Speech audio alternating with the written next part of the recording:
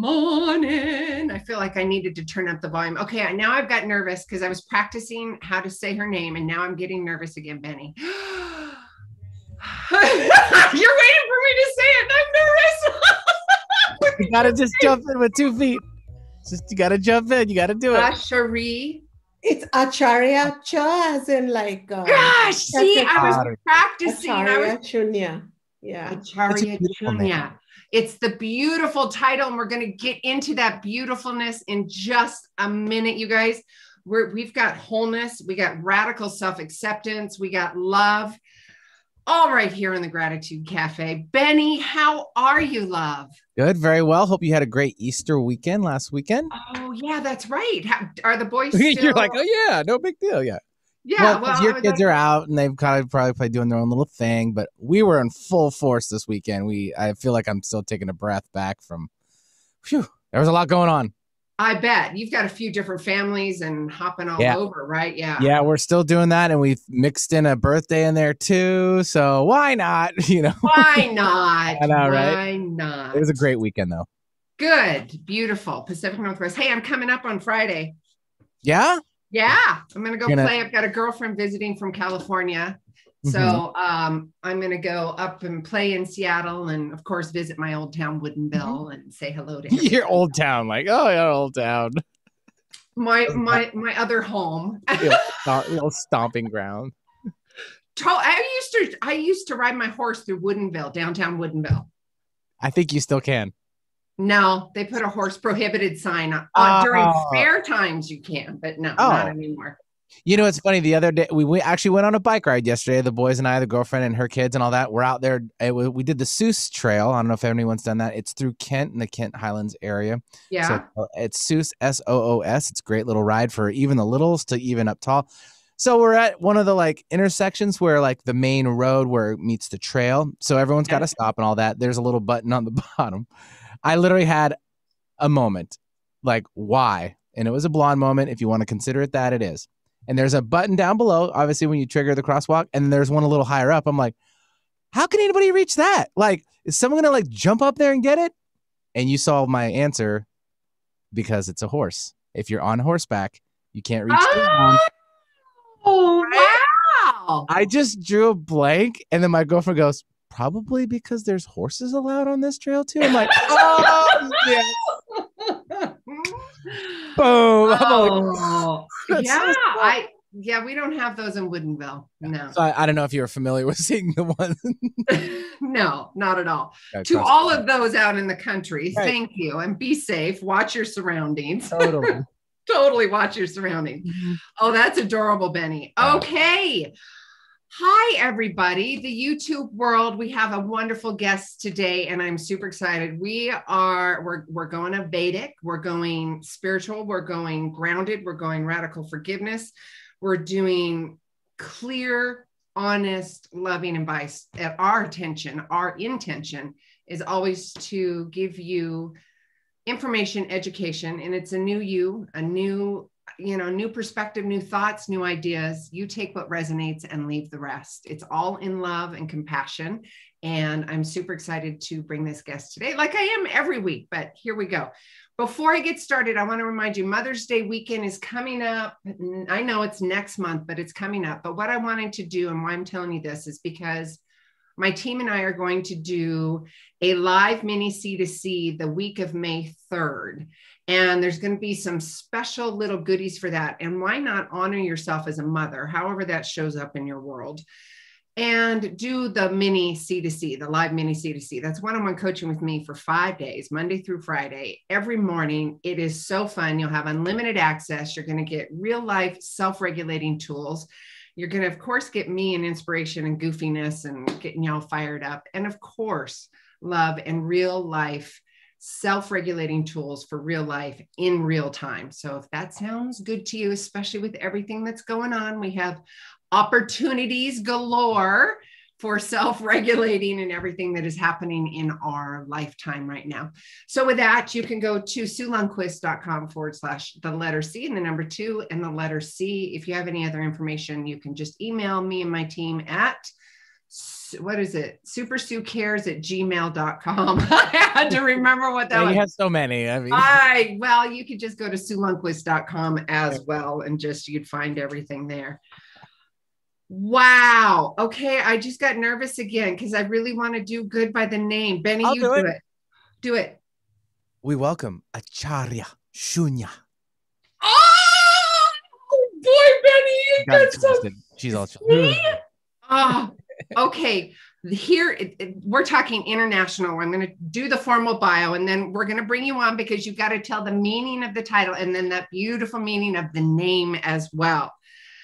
Internationally renowned spiritual teacher and scholar of non-dual wisdom, and an award-winning and classical trained master of yoga and Ayurveda, the first female head of her 2,000-year Indian spiritual lineage.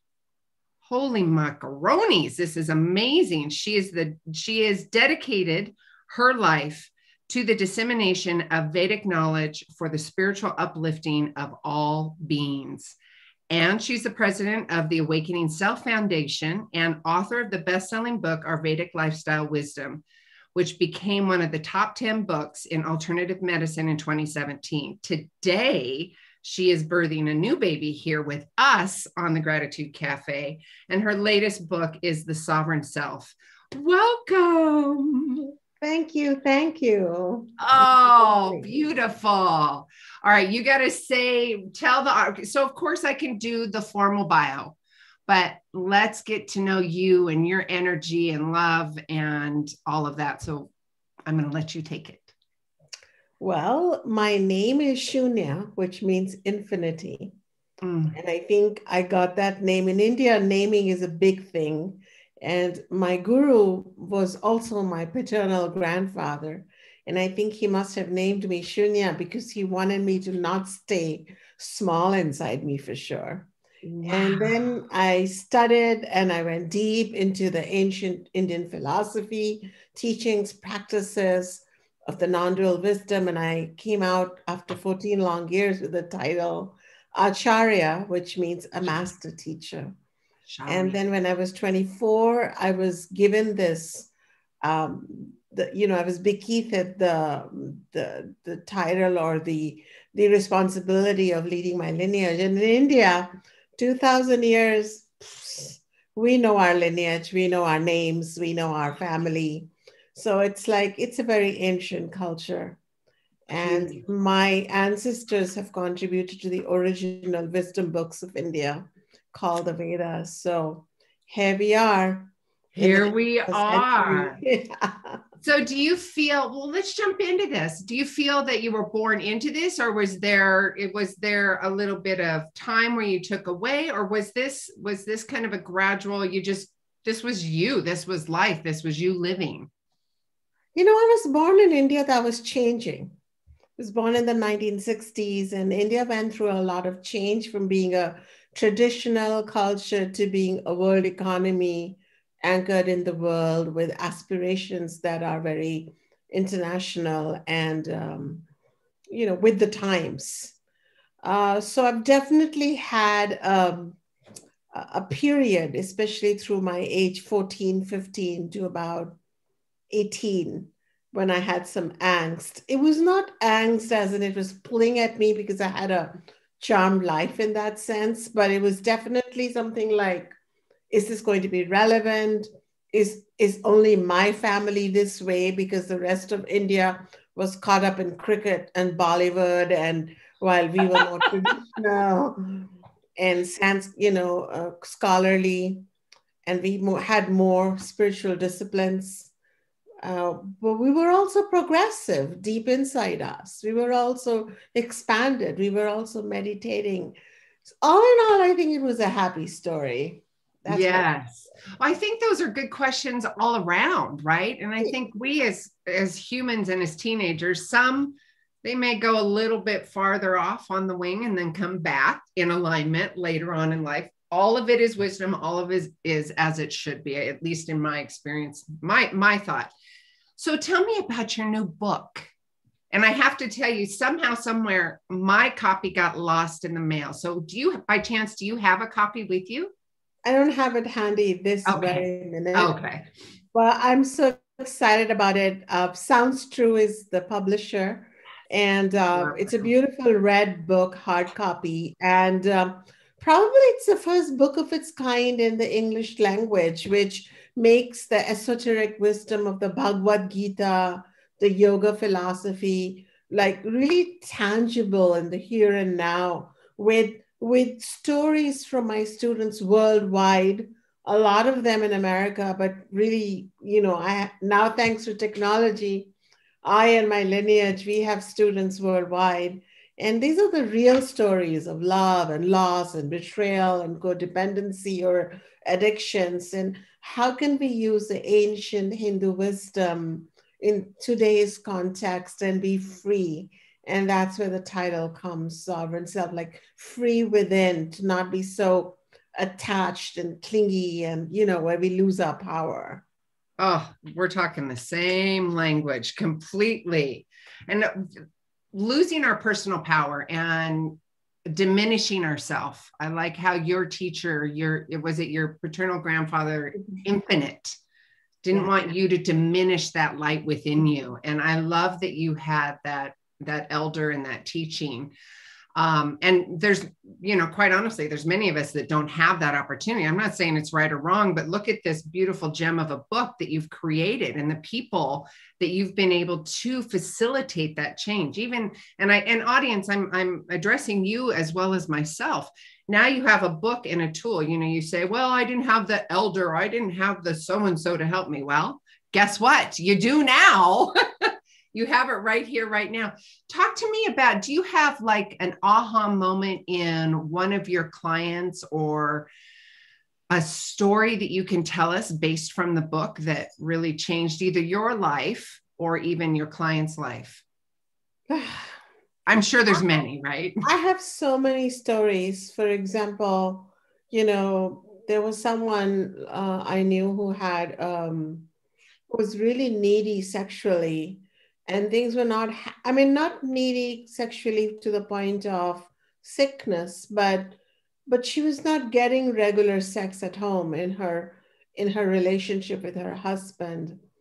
And then she ended up having an affair behind the back of her husband. Now, at one level, it's justified because she's not getting what she needed. So she went and got what she wanted. But then when you sneak around behind the back of someone you love, you get diminished. You don't feel sovereign. You're in the bondage of whatever you've been craving. And then you're lying. And then you're covering up the lies with more lies. And so suddenly, from being this vivacious woman who had everything going for her, that one need, which she could not get, reduced her to having like one night stands and lying and sneaking. But then when she became my student and she started learning the very things that I was talking about, she just found within her this ability to not be apologetic or shamed, but to honestly lay it out on the table for her husband and say, I need this. I'm having a couple of affairs, or I've had a couple of, slings here, there, a few things happening. I'm not proud of that, but I'm not going to lead this life. And we either see a therapist or it's over, and I'm not going to take any shame because I know what I want, and this is my body calling out, and I'm not going to give it things in secrecy. And she started having an open sexual life in that same family. Wow. And this is being sovereign. Sovereign is not being prudish. Sovereign is not having to sit with your head shaved, being celibate or vegan under a tree. Right. Because that's just wearing more spiritual marks and being branded as spiritual. Spiritual means you could go to an orgy, if that's what you determine to be the right thing for you. It's just that you don't want to do it from a place of diminished, we're using that word today, but from an infinite mindset rather than a diminished mindset. So I think it's important to discern the two because, us in traditional world, we understand, well, I made myself small. Yeah. Well, of course, we would love for you to be infinite, but you say the word infinite and they're like, I don't even know what that feels like, especially if somebody's in that spiral, right, of self-doubt and they're in the muck of it.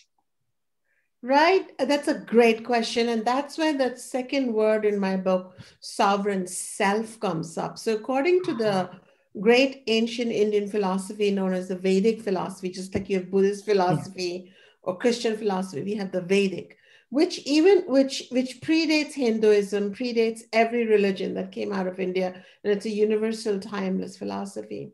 According to the Vedic philosophy, so each one of us has an invisible self. It's not this body, it's not the mind, it's not even that little shadowy ego that is born from, if the body's feeling fat, the shadow feels unhappy. If the, it's a true, joyous, expansive state of being.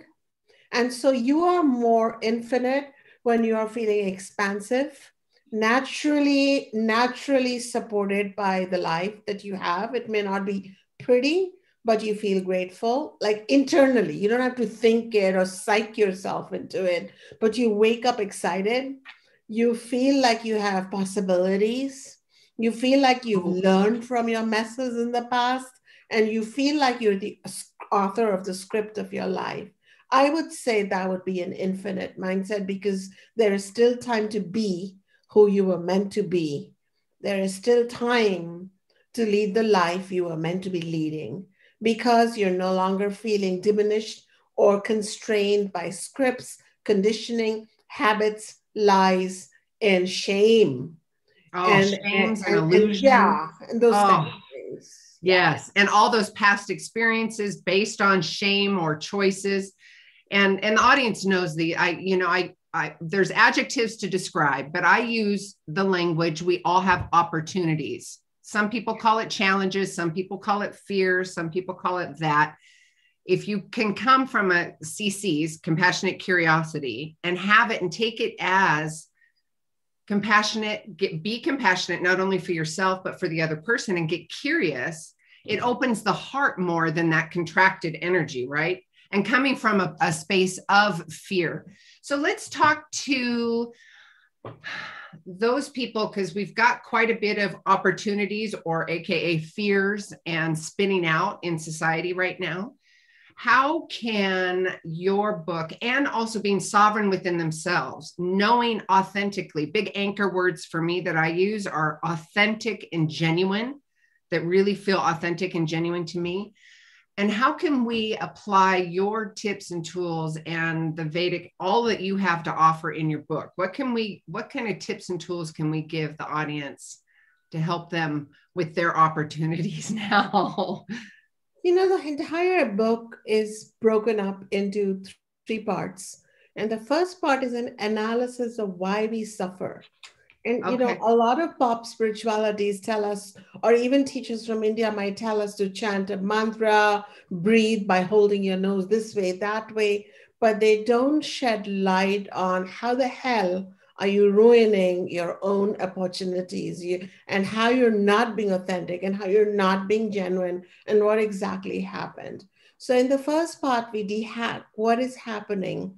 And I talk about how we get caught up by our ordinary desires, our ordinary likes and dislikes.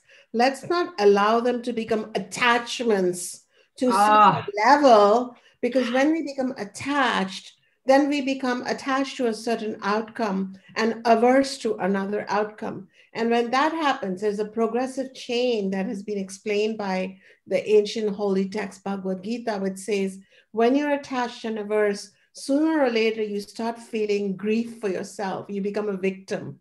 I mean, an 8,000-year-old text tells you first you become a victim, then you become angry, because now you want to put the blame on someone, if not God or another person. Yes. You're peeved, and then you're resentful.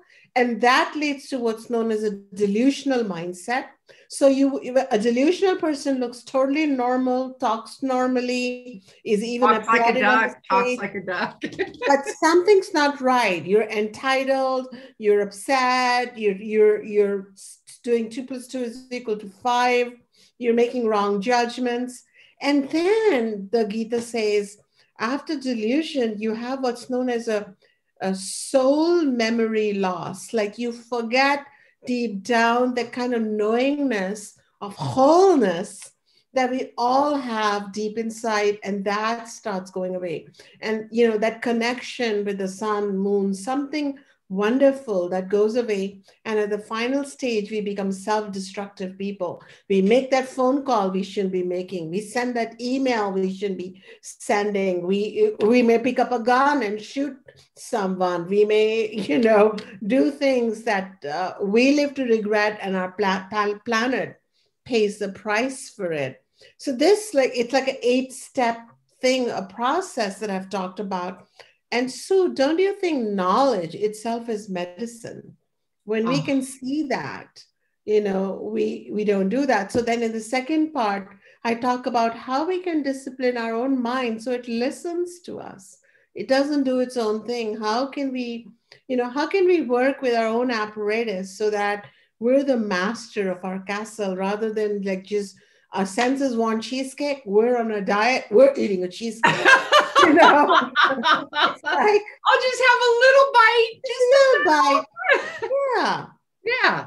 And then in the final part, I talk about how to live with this kind of sovereign power, non-violently, peacefully, ethically with the whole world. We don't want to get, because you do get powerful with these readings, but I don't want anybody getting so arrogant with them. We want to, and I even have a section on, say you're leaving a relationship. How do you do it in a non-violent but sovereign way? What can you think? What can you do? So I feel like it's a very here and now book. I mean, I'm receiving letters from all over the world saying, wow, I was always, puzzled by this ancient Hindu wisdom. And I always thought it was mystical and beautiful, but it's downright important psychological teachings for today's, people of today. Yeah. People for today. Yes. Your latest book, The Sovereign Self. I want it in my hot little hand so I can show everybody. But for audience, don't worry. I will make sure that I post everything on the Facebook and Instagram, and all that stuff's there anyways. And of course on the website. So with that, we are going to take a quick commercial break in the radio world. And then during YouTube, we're going to have a little chat. So join us over there if you'd like. Sue Lundquist here with the Gratitude Cafe. We'll be right back in just a couple minutes. Okay, all clear. Yay. Okay, so we're still live on YouTube, but just taking a commercial break on terrestrial radio. That's all. That's wonderful. How long has this radio show been running?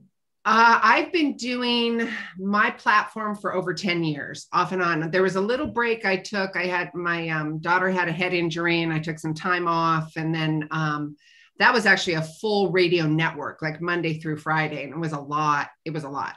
Now I've been back on just my one show Tuesdays, and I love it. It's more intimate. It's easy peasy. And I love the platform to be able to showcase people like yourself. And well, you're clearly a pro. That was obvious. Oh my gosh. Thank you. Thank you. But this is my passion, right? So, when you're in that, it's the infinite, right? And I love this. I love this conversation. I truly love that authentic and genuine, and bringing people to the forefront to offer the education. And for me, it's breaking down. And I was just rewriting my bio today, and I was talking to some other people, and we were saying, it's like breaking down the Rubik's Cube of personal development, breaking it down. That's really well said. Yeah. Right? Because what that Rubik's Cube is.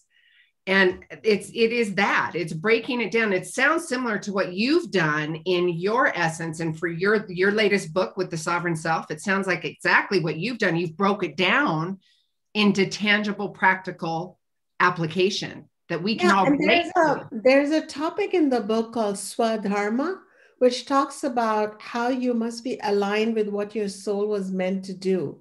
Like you were clearly meant to be doing this, and I was meant to be doing that. And then what are the signs and symptoms of that? So it says you don't want to do what, follow scripts and do what your parents tell you to do, but just do. And so I would be happy to talk about that if you wanted to. Yes, the script. Yeah. Bring it in like the script. Like what should be the vocation? How can you be sovereign doing that? Yes. Yeah. I love that. Yeah. And we can just intuit. And I wish I had the book in front of me, love. I wish I would have been able to just tactile and be with it, but I will. They promised me it should have been here. I don't know. The dog ate it, but not really. The dog's going to get really sovereign. And yes. I'm sorry, Benny. Are we going back? Yeah. Okay.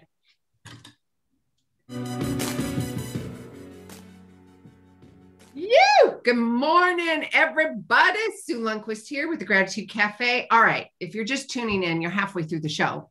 Yeah, turkeys, you got to go back. Go to SueLundquist.com and /newsletter. And you can sign up for the newsletter. You can get all this juicy, yummy, beautiful information and all of our hosts' information and where to find their books, their content and information. So if you, and we don't spam or do any of that stuff. I give you really good content. And actually I do readings every week, just to kind of set the stage for all of us as well, pulling cards and setting our intention and loving on you. So with that, you can go to SueLundquist.com /newsletter. And SueLundquist.com, you can find all the Facebook links, the Instagram links, all that juicy stuff right there. The sovereign self. Do you guys hear that? The sovereign self. How can you be sovereign and accept, right? That acceptance, that authentic and genuine acceptance within yourself without the shame, right? Did I lose her, Benny? What happened? Where'd she go? Are we good? I'm right here. Okay, there we go. Okay. It was more of a statement than a question, I think. Oh, was it? Okay, I'll do a different influx next time. Question. How can we be our sovereign self? And we were talking at YouTube earlier. Not wanting, needing, desiring, or having to do what mom and dad have done. Let's explain that a little bit more. There's a beautiful concept called swadharma. Swa means self, and dharma means what's going to hold you, the path, the truth, the big truth, you know. And we've all heard the word dharma, and dharma makes us aligned with the whole universe, not just with mom and dad or our culture or our boyfriend or Uncle Benny. Yeah. It's like the big thing. And it talks about 4 kinds of big swadharma opportunities which can help us know ourselves. So the first one is, are you somebody who feels turned on by creating abundance, wealth, material things, you know? It means you have a swadharma for wealth. So you want to create wealth for yourself. You want to create jobs for others. You make our planet more comfortable through this wealth. And I can't believe that this ancient teachings from India, which predate even Hinduism, these teachings are telling us you were meant to be doing this and unapologetically go ahead. Today's time. You know, and think about it and create it. And so, you know how we poop some like spiritual circles, poo-poo people who are trying to be spiritual entrepreneurs or whatever. But it says, no, you were divinely constructed to be able to do that. So I've had students who've, you know, grown up in intellectual families and they're push away money, or, you know, spiritual families where to be poor is supposed to be, you know, a badge. And when they study about Swadharma from me or read my book, they go, all right, then now I know why I get these brilliant ideas or why, you know, I want to do what I want to do. So that's one, the Swadharma of wealth. Then you have another kind of deep, deep soul vocation, which is like of being a leader. And so if you notice that you're often wanting to have an opinion about causes, and you may not bother with petty things, but you can't stand injustice. And you're the teacher who's most, you know, vociferous on a PTA meeting maybe, or about, you know, the stop sign near your neighborhood where cars are going too fast. It could be a small thing. It could be a big thing like Nelson Mandela. It doesn't matter, but it's like, speak your truth, own it. Let nobody threaten you. Hold on, let go of everything but your right to have an opinion. Be a leader. Be a leader of Dharma for everybody. And so this is the Swadharma, or the vocation of the soul to show the way.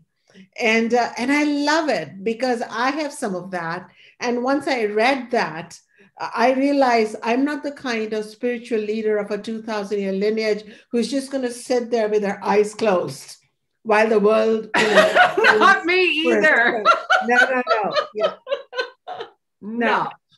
So on my own podcast, I mean, I'll record fiery podcasts when George Floyd was murdered brutally. So I'm like an activist on the side for fairness, for justice, for equality, for a better world. And so I know that I can't do it full time, but I recognize that in part of me. And so through my writing and my teaching, some of that comes out. For you too, for example, Sue, through these conversations, through your radio show, through your network in the prior decade when you had that, you're shaping the world with your guests, your opinions. And if somebody takes that away, you're going to curl up and not know yourself. If you try to be something else just because your daughter wanted you to be that person, you could do it for a few days, but not without killing your soul. And so I wish people are hearing this and saying, you know what, I need to give expression to that. And don't just think it, write it, publish it, start a blog, do what you need to do to be that opinion shaper. The third one is, I love it. It's like, maybe you're just born for pleasure. Get that. Can we sprinkle that on everything, please? Maybe you're just meant to go shopping for your barbecue on Sunday. Maybe you just want to hold some job that pays your bills and buys your vacation to Florida. Good for it. So it's like, it's saying, don't overthink it. Don't feel small. You've done other stuff in other lifetimes because, the Vedas believe in multiple lifetimes. And it goes, this is your good karma, just to have a simple life, simple or gorgeous, but it's like pleasure driven. You love sensual things, perfume, scents, cakes and pastries, and a beautiful home to the level that you can afford it. And so you might be doing a lot of stuff, and people say, well, why do you do it? There may not be a cause attached to it. There may not be like a desire to be wealthy attached to it. It may just be why I enjoy it, pleasure. And so I remember this life insurance agent, she was a student of mine, and she's so frustrated. She thought she was not going anywhere. And once she studied this, she just fell in love with her cubicle and the little plant on her cubicle window. And, like she just accepted herself more for the life that she had. Isn't it beautiful? Yes. Wait, okay. I want everybody to hear that because it's all relative. It's all for your own self. There's no shame. There's no guilt. This is your sovereign, authentic, genuine self. So how do you get there? Well, first start by reading The Sovereign Self and doing the book. I love that. And what keeps coming up for me is it's like a big check mark of permission. Your book says, girl, boy, whatever, check, you have the permission. You have what you said, the vocation of the soul. Yes. You have permission. So with that permission, can we talk about, because this is a huge thing for me, it's from victimhood to accountability and responsibility, because everything that's going on or that has happened in your life, not happened to you, that's a different language, happened in your life are opportunities. And you can take that with growth mindset, or you can take that, growth mindset of accountability and responsibility and gaining wisdom from that, or staying in the victimhood. How can we have that conversation and educate the audience based on the sovereign self? Well, I feel that, I'm so glad that you're putting a plug in for read that book, because I think the Vedas were a big into self-information. I think they were the first self-growth movement the planet had seen, really. And it was all about leading your life from this place of choice. So we can choose to be in alignment and live the of our soul, or we can live in guilt, try to, be like our neighbors, or like meet the expectations of our parents. For example, I remember this student who was a gardener. She loved gardening, but all her parents and her brother were PhDs. They were into teaching at universities in California and across USA. So she had this guilt around being a master gardener. They didn't approve of her. They looked down upon her for not completing her master's. And she was somewhere growing these beautiful things, but she was broken inside from judgment. But then she, read my book. She came and studied with me. And now she's like saying, you know what? I'm so glad that, my dharma, my truth is flowing through the soil and getting my hands dirty. And I'm doing with every tree that I grow, that's a PhD right there. Those were her words. Wow. I got goosebumps. That's so empowering, right? Don't you love that? And why are we humans doing this? Why are we destroying each other? No daisy tells another daisy how to be a daisy, but we humans, we just tell our kids, our nephews, our friends, our girlfriends. It's like, why can't we just rejoice in each other being a unique version of the lights? But we're not able to do that. So in Sovereign Self, it's not just about a personal permission, but it's also about collective sleepwalking behavior, and how can we snap out of it? Really? Oh, repeat that. Collective sleepwalking behavior. Oh, bring it. Bring it. Absolutely. Yeah. So I do want to say there was one more Swadharma, or one more way of being authentic, which I didn't want to leave out in our conversation was. Oh, yes, please. It's called being the inner mystic. So some of us have the spiritual inclination.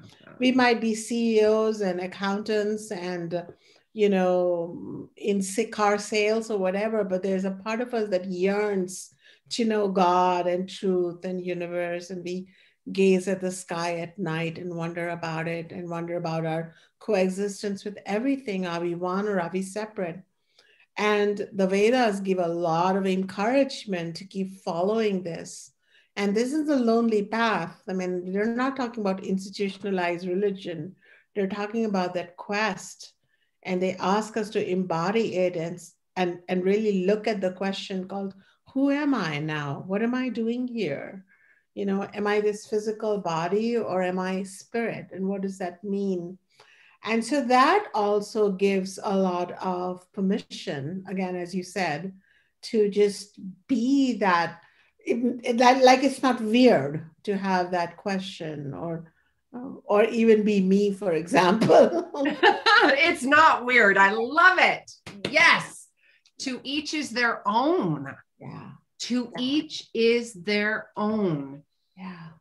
Really. The Dharma, your Dharma, and the inner mystic and the coexisting. And guys, it's a blanket of releasing the expectations, not only of yourself, but of others, and the expectations and the experience based on others that you have somehow, it's like the proverbial backpack of stuff that you're carrying from everybody else's experiences, right? Yeah. And shedding yourself of that to that sovereign self.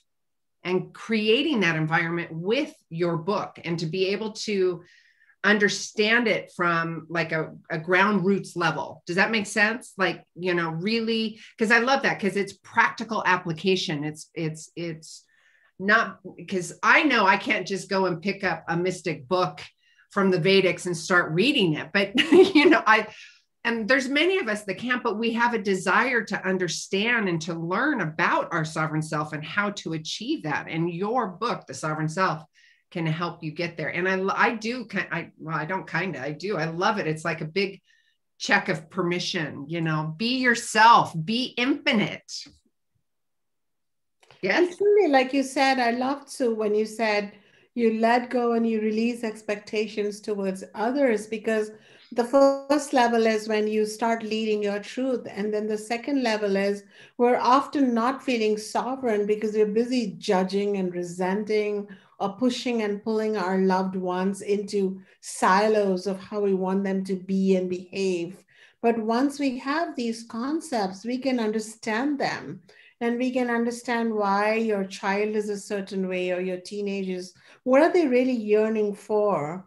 And then we can like celebrate them. And so I think like we can all breathe deeper when we are leading a sovereign way of life. I'm hoping that my book introduces the word sovereign not only as a like it's like a heavy adjective and but it's also a verb, and we make choices to be able to become sovereign in a given moment, in a given relationship, even a given lifetime. And often when I'm say if I'm having a discussion with my son that's going nowhere, he's 26, and so it's not going anywhere typically.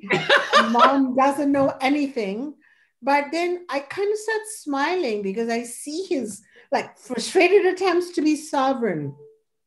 And then I'll say something which kind of helps me take a few steps backwards, because then I remember I'm not just the mom, I'm not just the role that I'm playing, I'm the soul. I'm not just the role, I'm the soul.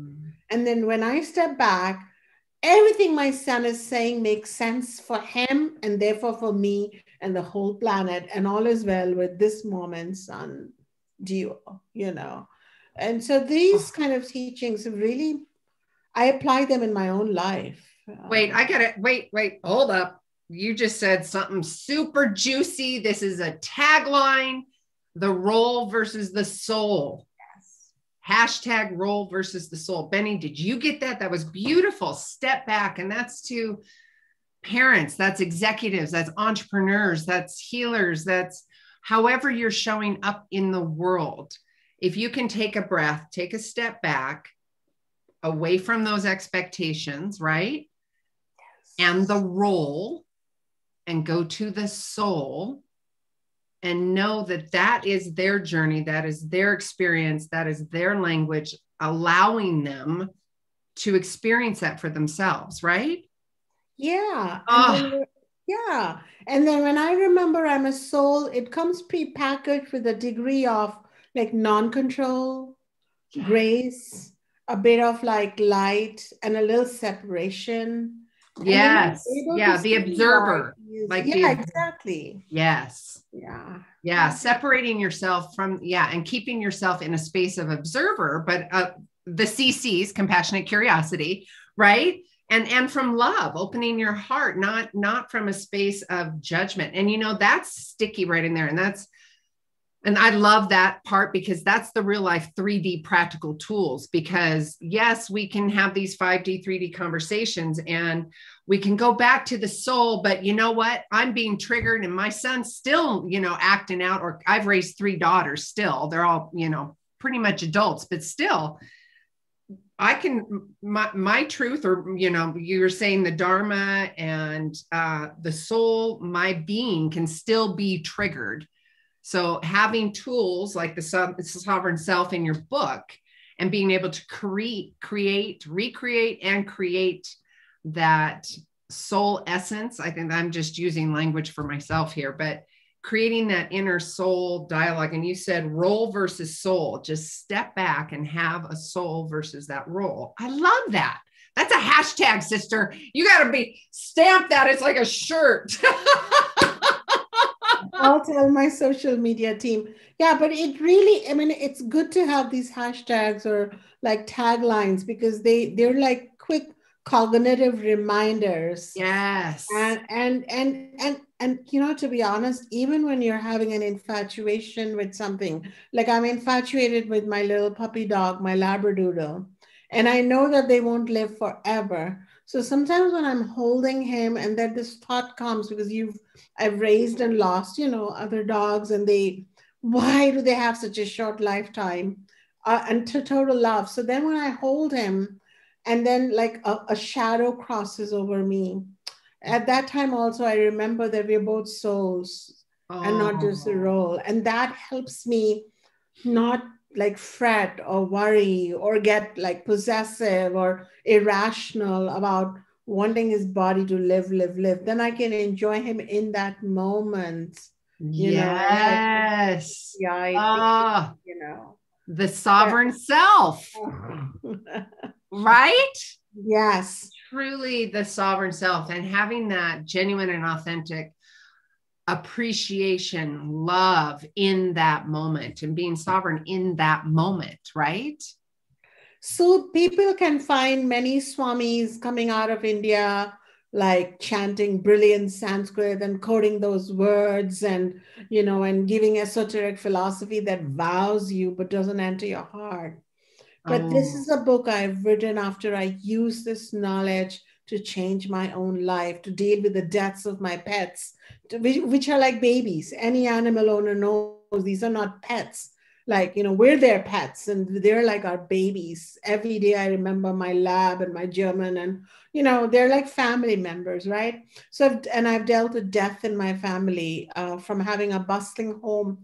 We had deaths in a row and, suddenly I'm alone. So I've dealt with all of this in my life. And then came this book through my walking your talk, walking your talk. Yes. That is powerful. And I am a huge proponent of that. Please continue. I didn't mean to interrupt, but I wanted the audience to hear that. Walking the talk is really important because we meet enough people who are talking the talk. Yeah. And somehow it's a lot of rhetoric and a lot of smoke, but no fire and no heat. And for those of you who are curious about the philosophy and the books, I also have translated some of those verses, and here and there where pertinent, I've posted something. So you get a taste of the original teaching, which might be 2 lines, and then my commentary, translations, examples. Right. Yeah. Oh, I love it. Love it. We are talking about the sovereign self, the latest book. So how can we, website? I'm looking at my notes here. What's your website, love?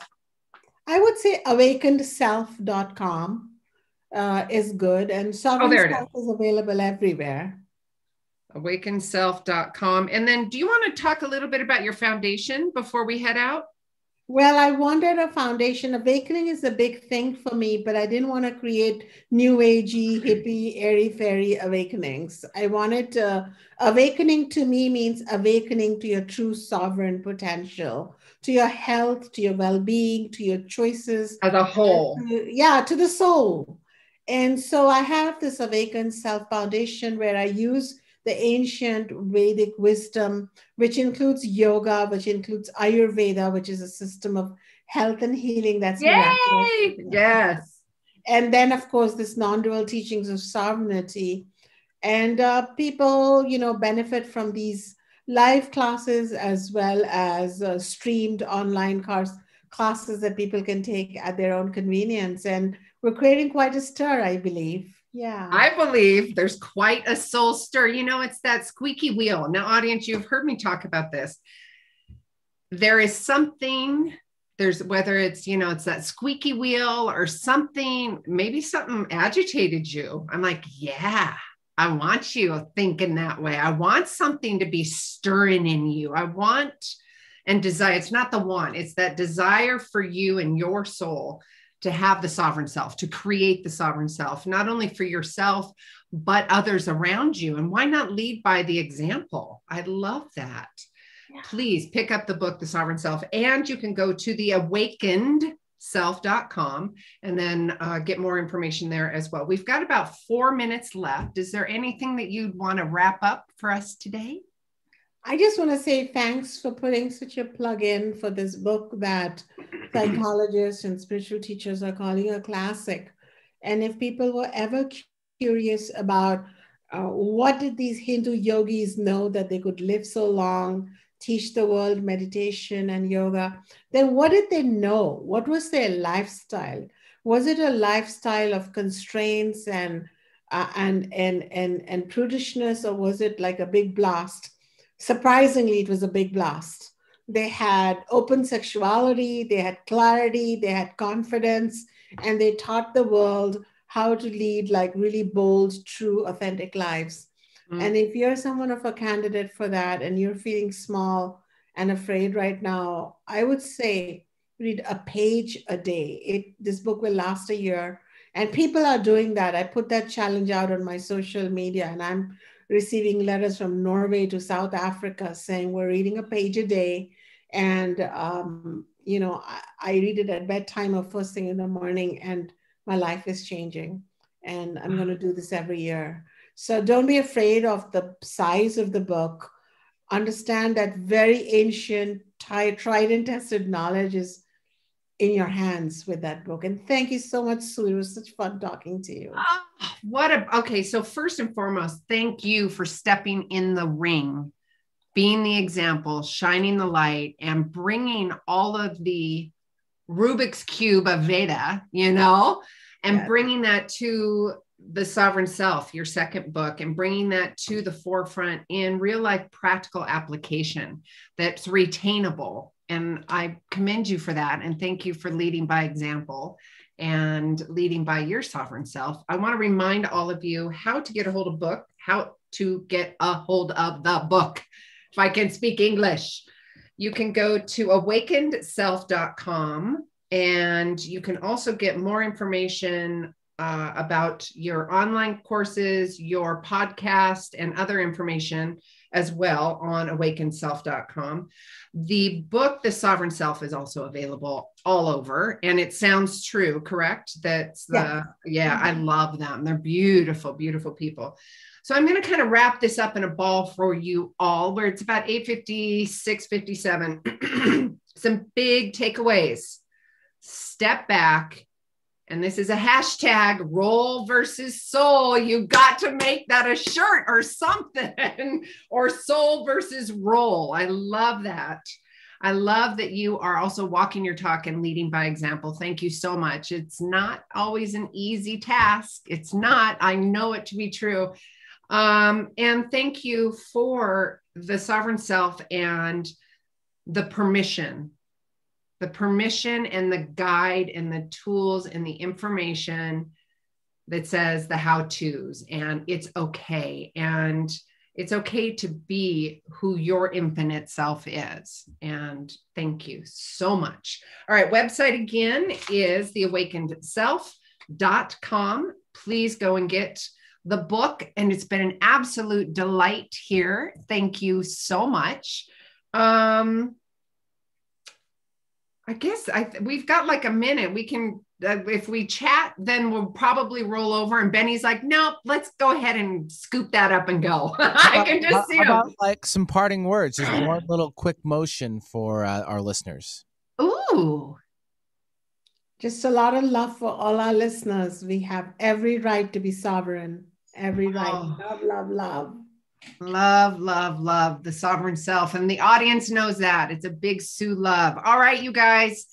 Thank you so much. More information is coming to you at SueLundquist.com/newsletter. Until next week, each of you guys are a gift. Get out there and share yourself with the world.